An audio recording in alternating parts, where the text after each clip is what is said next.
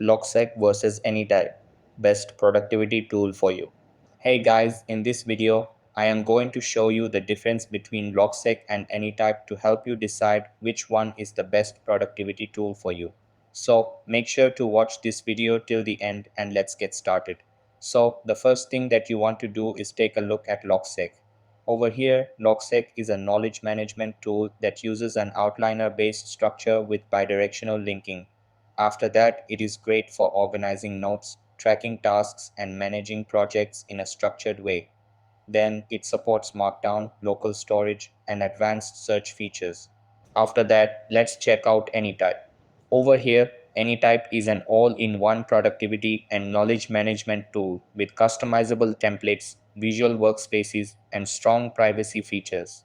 Then it allows offline first usage with cross-device synchronization and end-to-end encryption. After that, it is best for users who want a more visual and interactive workspace. Now, which one should you choose? Pick Logseq if you need a structured, text-based system with strong linking features. Pick Anytype if you need a customizable, visual productivity tool with offline sync and strong privacy. So that's the comparison between Logseq and Anytype.